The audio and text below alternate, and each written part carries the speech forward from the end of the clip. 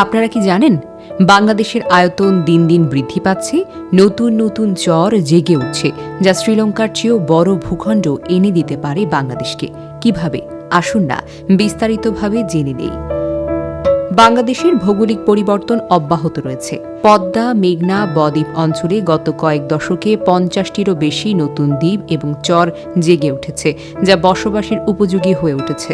বাংলাদেশের নদীগুলো প্রতি বছর বিশাল পরিমাণ পলি বহন করে এনে বঙ্গোপসাগরে জমা করে।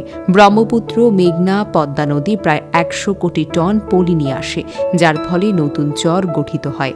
গবেষণায় দেখা গিয়েছে প্রতি বছর প্রায় 20 বর্গ কিলোমিটার জমি নতুন করে বাংলাদেশের মূল ভূখণ্ডে যুক্ত হচ্ছে।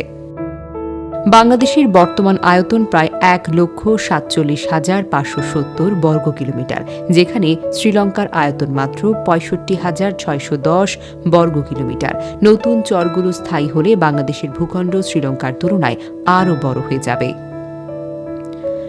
বাংলাদেশ অতীতে দক্ষিণ তালপট্টি দ্বীপের মতো কিছু ভূখণ্ড হারিয়েছে। 2016 সালে আন্তর্জাতিক আদালতের রায়ে এটি ভারতের হয়ে যায়, তারপরে সমুদ্রে বিলীন হয়ে যায়। কিন্তু বাংলাদেশের জন্য প্রকৃতি অন্যভাবে আশীর্বাদ বয়ে এনেছে। নতুন চর নতুনভাবে জন্ম দিচ্ছে। নতুন চরগুলো টেকসই হলে বাংলাদেশ শুধু আয়তনে বড় হবে না, কৃষি, মৎস্য, পর্যটন শিল্পেও নতুন সম্ভাবনার দ্বার উন্মোচিত হবে।